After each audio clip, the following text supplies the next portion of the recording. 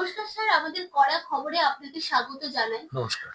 আমরা দেখলাম যে আপনার একটা বাড়ি, যেখানে আপনি বলছেন যে অভিষেক বন্দ্যোপাধ্যায়ের বাড়ি ঠিক সামনে আপনার বাড়ি, সেখানে আপনার কি কি অসুবিধা হতো আমাদের চ্যানেলে যদি এটা একটু বলেন। হ্যাঁ, তা আমরা একটুখানি পিছিয়ে যাই। বেশ কয়েক বছর আগে যখন ডোনাল্ড ট্রাম্পের প্রথম টেনিয়রটা চলছে, ওই সময় আমার বাবাও বেঁচে ছিলেন সেই সময়, যতদূর সম্ভব। কেন বলছি এটা প্রাসঙ্গিক? প্রথম নামলাম এয়ারপোর্ট থেকে, ভারী ভারী সুটকেস নিয়ে, একটু তো টাইম লাগে গাড়ি ওইতে, সে পুলিশ আর কি, মানে প্রায় হরিশমুগাজি রোডের মতো একটা বিজি জায়গায় আমাদের আর কি, তাড়াতাড়ি করুন এরম ব্যাপার। আমি ওইটা কখনো দেখিনি। আমি কি বাবা বললেন যে এখানে ভিআইপি এই একটা ছোকরা ছেলে এসে উঠেছে, এখন পুলিশ নিয়ে দাপাদাপি। আমার বাবা এটা খুব সাংঘাতিক ব্যাপার। তো যাই হোক, সে আমরা বাড়িতে ঢুকে গেলাম।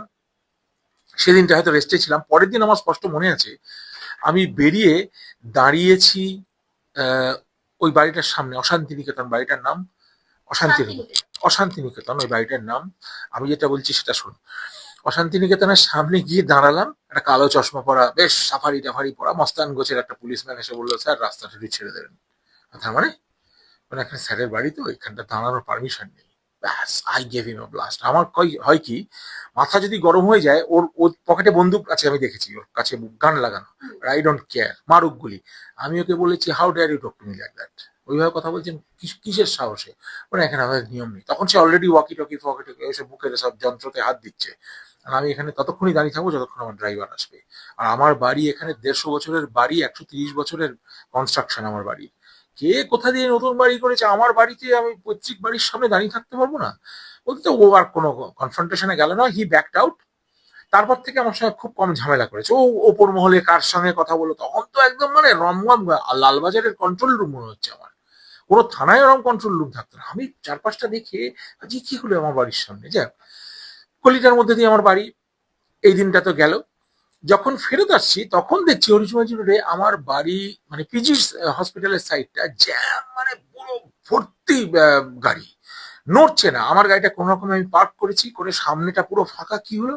স্যার আসছে না। কে স্যার? স্যার তো ওয়েস্ট বেঙ্গলে কেউ স্যার পেয়েছে শুনিনি। স্যার তো একটা উপাধি, যাকে তাকে তো স্যার ওরম বলে না। আমরা টিচারদের সম্মান করে স্যার বলি, টিচারদের ম্যাডাম আন্টি বলি। এমনি তো স্যার তো কেউ না। পুরো অভিষেক ব্যানার্জি। আমি নামই শুনে, কে এসে? বলছে মমতাজ বেগমের ভাইপো। মানে ওরা মমতা বলছে, আমি মমতাজ বেগম বলছি। মমতাজ বেগমের ভাইপো। আমার তখনই ডায়াগনোসিস হয়ে গেছিল যে মমতা ইজ গোয়িং রং, কিন্তু নট দিস মাচ রং, এতখানি ভুল হবে আমি জানতাম না। তা ওইটা নিয়ে প্রথম অসুবিধার শুরু। তারপর একটা দিন মনে আছে, এর বেশ কিছুদিন বাদে আমাদের বছর খানেক পরে ওর জন্মদিনের দিন, ওই ফকরা, এখন তো সবাই জেনে গেছে ফকরা ছোকরা তোমরা যা খুশি বলতে পারো, ওটা আসলে একটা অসভ্য, মানে সংখ্যালঘুদের একত্র করা দেশদ্রোহী একটা। হ্যাঁ, সত্যি কথা বলতে কি, আমরা ওইসব ছেলে মেয়ে, আমার কোনো অফিস যদি একটা ছোট বিজনেস থাকে, ওই চায়ের দোকানে পিয়নের জবও আমি ওকে দেবো না। ক্লাস 8 ফেল করা ওর কথা বাদ দাও, ছেড়ে দাও, ওর সিভি পরে হবে, আমি সব খোঁজ নিয়েছি। সে কনভয় ঢুকলো, 8খানা গাড়ি গম গম করে, বড় বড় গাড়ি, আর কি জোরে টানাটান করছে বসন্ত বোস রোড থেকে তেজপল্লী মন্দিরের সামনে। ওর বাড়ির ভিতরে দেখলাম প্রায় পাঁচটা ছটা মানে গাড়ি রাখার জায়গা। দরজাটা খুললো, সব ঢুকছে। যাই হোক, এটা ফার্স্ট এক্সপিরিয়েন্স।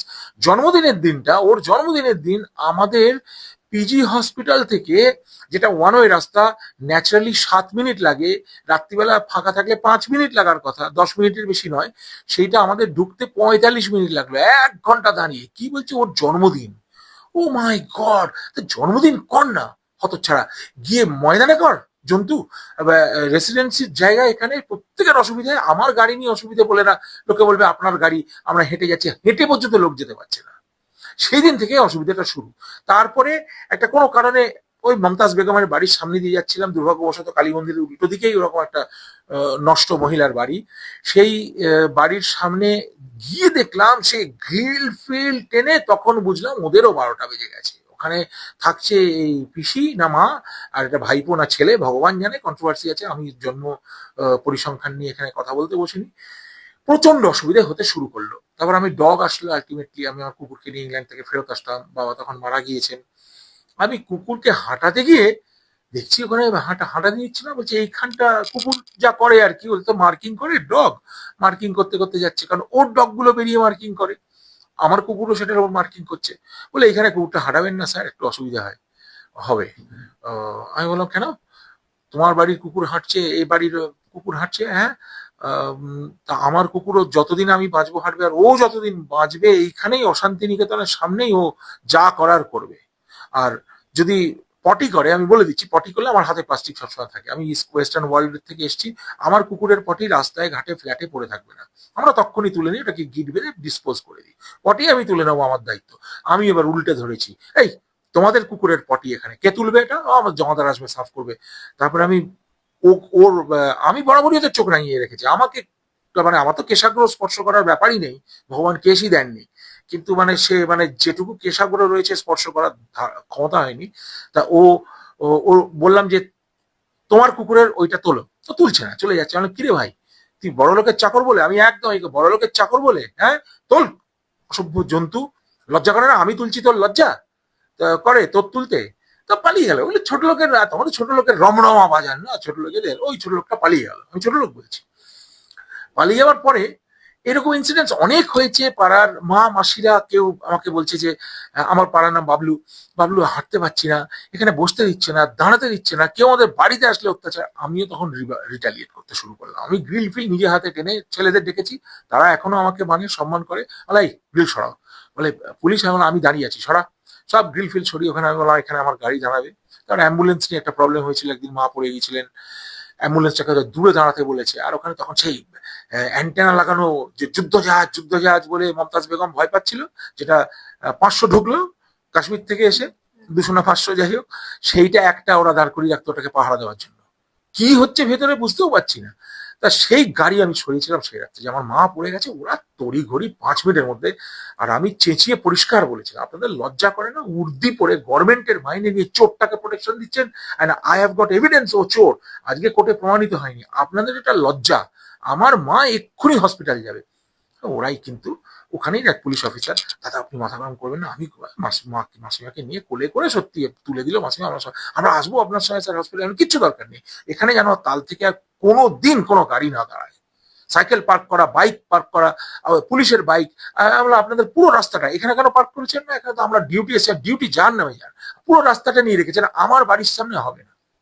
তো কাট দ্য স্টোরি শর্ট, অসুবিধা অনেক হয়েছে, বাড়ির জন্য জ্যামার লাগিয়েছিল, প্রথমে মোবাইল নেটওয়ার্ক পাওয়া যেত না, ওইসব কিছু একটা ছিল, সেগুলো চিৎকার চেঁচামেচি করে হাঁটিয়েছি। স্যার আজকে কি সব প্রোটেকশন তুলে নেওয়া হয়েছে, সেই বাড়ির সামনে আমরা দেখলাম খবর করতে গিয়ে সাধারণ জনসাধারণ, এলাকার যে জনসাধারণ তারা প্রচুর বাইট দিয়েছে, দিয়ে পার হচ্ছে, এরকম চিত্র একটা দেখতে হয় পাচ্ছি। কি ভাই শোনো, আমি তুমি আমার অন্যান্য বাইটস গুলো যাদের সঙ্গে আমি কথা বলেছি তুমি দেখো, আমি 4 মাস আগেও বলেছিলাম পতন অনিবার্য, কারণ আমার একটা কথা, হিটলার গেছে, মুসোলিনি গেছে, সাদ্দাম গেছে, গাডাফি গেছে, all over the world, Bhutto shutdown হয়েছে, ইন্দিরা গান্ধী গেছে, গান্ধীজি গেছে, কে না গেছে, যারা বদমাইশি করেছে, যারা দেশদ্রোহিতা করেছে, তাদের সাজা হয়েছে, তাদের সাজা হয়েছে এবং জঘন্যভাবে তারা খেলেছে, এদের কিন্তু এখনো সাজাটা হয়নি, এদের সবে গদিটা গেছে, এরা ফুটবল হয়ে মাঠে নেমেছে, এখন কিকের পর কিক পড়বে, বলটা ফাটবে না গলে যাবে, সেটা ভগবান যা বিচার করবে তাই হবে, এদের সাজাটা শুরু হয়েছে, আমি বলেছিলাম এটা হবেই। আমাকে সবাই তোমরাই এসে জিজ্ঞেস করেছিলে স্যার আপনার ভয় লাগে না, আমি না আমার ভয় লাগে না, ওর ভয় লাগে কিনা জিজ্ঞেস করো, যাও গিয়ে জিজ্ঞেস করেছো, আমি এখানে দাঁড়িয়ে রয়েছি, হ্যাঁ ওরা ইঁদুর নিয়ে খেলা করে তো ইঁদুরের লেজে পা দেয়, বাঘের লেজে পা দিলে কি হয় সেটা এখন দেখো, দেখতেই পাচ্ছ তোমরা। তো এই যে অসুবিধার মধ্যে যখন এই যে রিলিফটা আসলো, আমিও নিজে গিয়ে চিনতে পারছি না জায়গাটা, সব উঠে ফুটে গেছে, একদম ফাঁকা, লোকজন এইবার ঢুকে যেতে চাইছিল, ওর স্ত্রী ঢুকেছে না কে ঢুকেছে, আমিও ভাই ওই ওকে চিনি না, বাচ্চাদের জামা কাপড় মেলা দেখেছি ছাদ থেকে, শুনেছি 2টো বাচ্চা থাকে, কুকুরগুলো চেঁচাতো, এখন কুকুরগুলো চেঁচায় না, কুকুরগুলোর কি হয়েছে আমি জানি না, 2টো কুকুর ছিল, ওই পাগ পাগ কাইন্ড অফ কুকুর ছিল 2টো, একটা বলা বাহুল্য, মানে কুকুরগুলোর স্বভাব অত্যন্ত খারাপ, যেটা মালিক আর কি, নিজেরা কামড়াকামড়ি করতো, একটা কুকুরের আর চোখ নেই, আমি ওটাকে জিজ্ঞেস করি এই চোখ কি হলো, বলে অন্যটা খেয়ে দিয়েছে, হ্যাঁ এইটুকু কুকুর, সে আমার ডগকে দেখে, সিম্বাকে দেখে ওরা ঝাঁপিয়ে পড়ে, সিম্বা তো ওতে অভ্যস্ত নয়, ও তো বড় বড় ডগের সঙ্গে ফ্রিলি মাঠে খেলতো, এখানে এসে একে চেনে বাঁধা, তারপর ওরা কামড়াতে যাচ্ছে, ও পুরো একদম হকচকে গেছে।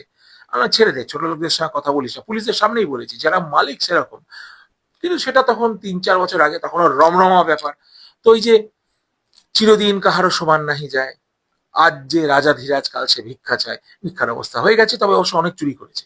ওই বাড়িতে কিন্তু সোনার বাট নিয়ে ওর বউ ঢুকেছে, ইনকাম ট্যাক্স রেড হয়েছে, কাস্টমস ছাড়েনি।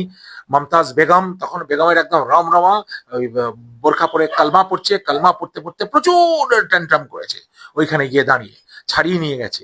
ওটা ওই রকম ধরনের সোনা নিয়ে তুমি আমি ঢুকলে আমরা আজকে পুরোপুরি তিহার জেলে থাকতাম, আরামসে ঘরে বসে এখানে ডাল ভাত খেতাম।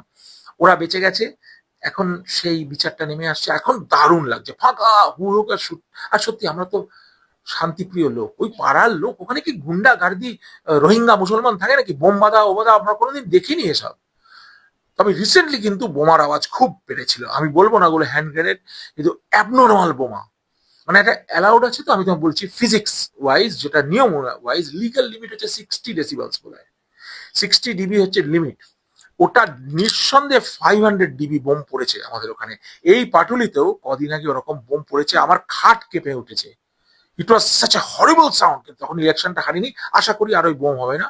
আর শপথ গ্রহণ হয়ে গেলে, আজকে তো 8 তারিখ, 9 তারিখ কাল শপথ গ্রহণ, 10 তারিখ থেকে আমার সমস্ত এসি ডিসি সেন্ট্রাল কলকাতার পদস্থ পুলিশ অফিসারদের সঙ্গে আমি নিজে কথা বলেছি। কি অ্যাকশন হবে সেটা দেখেই নেবে, মাথায় সেই উকুনও বাঁচে না, ওইভাবে চিরুনি চালিয়ে আমরা সব তুলে আনবো। স্যার তারপরে ভোট পরবর্তী যে হিংসাত্মক ঘটনা আমরা দেখলাম, শুভেন্দু অধিকারীর পিএ আত্মসহায়ক তাকে এভাবে খুন করলো, এভাবে রীতিমতো ফিল্মি কায়দায় ভাড়াটে গুন্ডা দিয়ে খুন করা হলো, এতে কি ভয় বাড়ছে না? ভয় বাড়ছে, ভয় বাড়ছে। অ্যাকচুয়ালি আমার নামেও হয়তো থ্রেট আছে, আমাকে হাইকমান্ড থেকে, সিকিউরিটি হাইকমান্ড থেকে আমাকে বলা হয়েছে একটু সাবধানে থাকতে। সাবধানে আর কি করে থাকবো ভাই? যেভাবে চন্দ্রনাথ রথকে যেভাবে মারলো, চন্দ্র আমাদের খুব কাছের লোক। আমি বেশি দিন চন্দ্রকে চিনি না।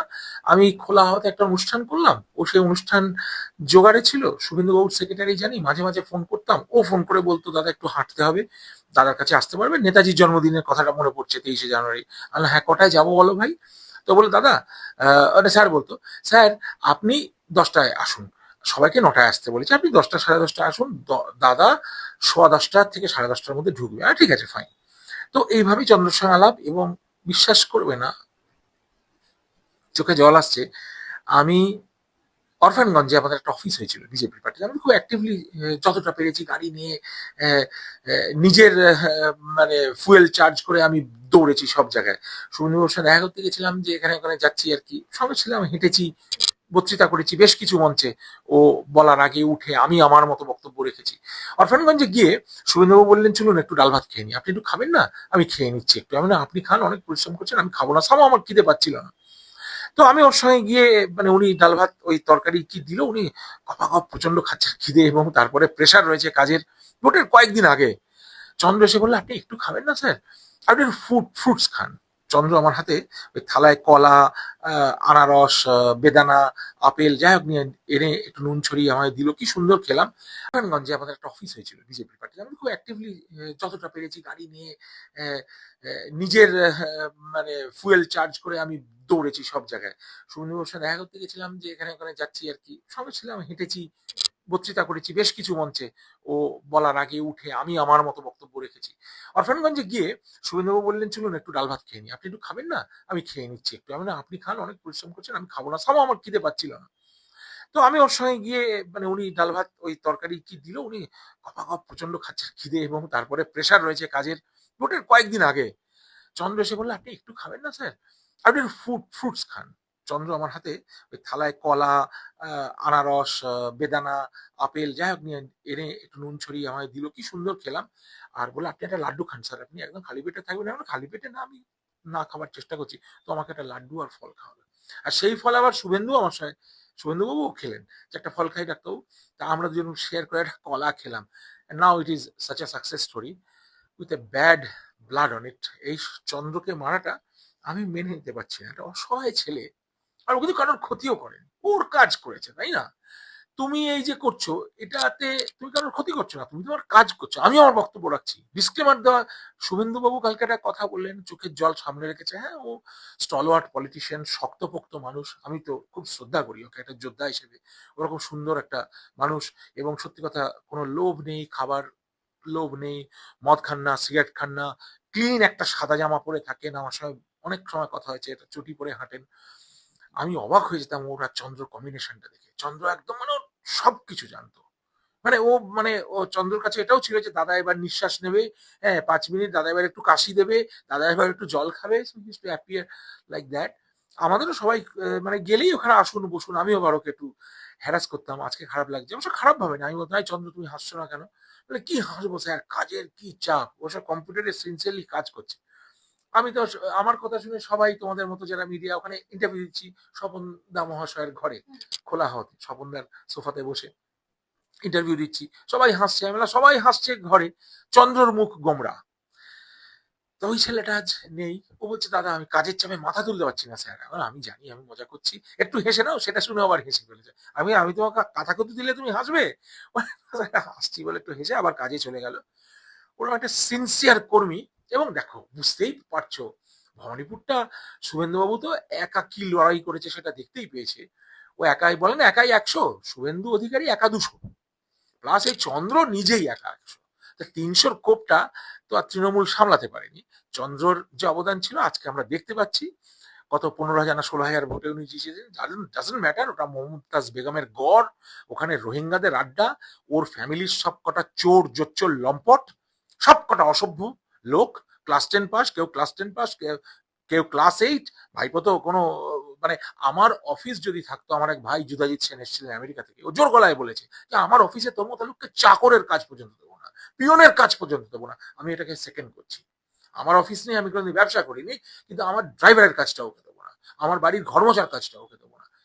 জন্তু, হ্যাঁ, একটা 50,000 টাকার দামের জামা পরে, এই পরে, আর 5 কোটি টাকা দামের গাড়ি চড়ছে, চড়তে দাও, চড়ার দিন শেষ হয়ে গেছে। অবশ্য এত চুরি করেছে সেইটা নিয়ে হয়তো থাইল্যান্ডে, হংকংয়ে, দুবাইতে পালাবে, পালাক।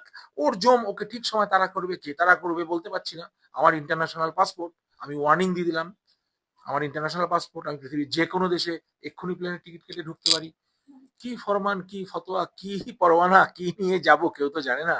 কি চিঠি ওয়েস্ট বেঙ্গল গভর্নমেন্টকে আমি জানিয়ে দেবো, আমি দিল্লিকেও জানানো আছে, তারা খুব ভালোভাবে জানেন আমার পাসপোর্টের একটা অ্যাডভান্টেজ আছে। পালাতে দেবো না, এই পাপ পালাতে দেবো না। মমতাজ বেগম আর তার লালিত পালিত বদমাশরা এবং ফ্যামিলি ওইখানে পুরো হরিশ মুখার্জি রোডটা দৌরাত্ম করে খেয়েছে। একটা লোকে বাজার করতে যেতে পারতো না, অফিসে যেতে পারতো না, প্রতিবার সে যেন জেলখানায় ঢুকছি। এখন ও, আমরা, আমি কখনো সাজেস্ট করবো না যে টালির চালে আগুন দাও বা ঢিল মারো, কিন্তু ওর বাড়ির সামনে হরে কৃষ্ণ হররাম একটা 24 ঘন্টা করে ছাড়বো। আর তেইশপল্লী দুর্গা মন্দিরের সামনে থেকে ওই অশান্তি নিকেতনটাকে প্রকৃত শান্তিনিকেতনে প্রতিষ্ঠা করব। উল্টো দিকে পুজো করবো, ওদের একটু ফুল বেলপাতা প্রসাদ পাঠিয়ে দেবো। আর ওই বাড়িতে থাকতে পারবে বলে মনে হয় না, ওটা তো ওভারটেকেন হয়ে যাবে, একটু চুরির বাড়ি তো। পুলিশ বা কোর্ট অফ ল থেকে যেভাবে একটা জারি করবে নির্দেশমালা, সেটা মেনে ওই বাড়ি নিয়ে নেবে। বা আর বিজেপি যদি নিয়ে নেয়, ওই অফিসটা আমি দেখভাল করবো, ঝাড়পোছ করে থাকবো, নিচে ক্যারাম খেলা হবে, দোতলায় টেবিল টেনিস হবে, 3 তলায় হরে কৃষ্ণ হরে রাম হবে, নামগান হবে। কি সুন্দর, এদিকে মায়ের মন্দির, মায়ের পায়ের তলার অসুর। এখানে ছিল ওষুধটা, ওষুধ তো বধ হয়ে গেছে, সাইলেন্টলি বধ হয়ে গেছে। বধ আমরা যদিও করতে চাই না, বেঁচে থাক, ও জ্বলুক, দেখুক ওর বাড়ির কি হয়। আমরা ওটাকে সুন্দর বিজেপি অফিস করে পতাকা দিয়ে, একটা শ্যামাপ্রসাদ মুখার্জির ছবি থাকবে, নেতাজির ছবি থাকবে, স্বামীজির একটা মূর্তি করার ইচ্ছা আছে। এই যদি সেইটা পার্টি অ্যালাউ করে, আমরা ওই ক্যারাম খেলা, টেবিল টেনিস খেলা, হরে কৃষ্ণ হরে রাম, আর জয় হিন্দ, বন্দে মাতারাম।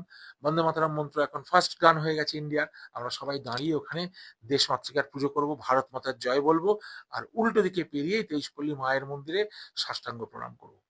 অসংখ্য ধন্যবাদ স্যার আমাদেরকে সময় দেওয়ার জন্য।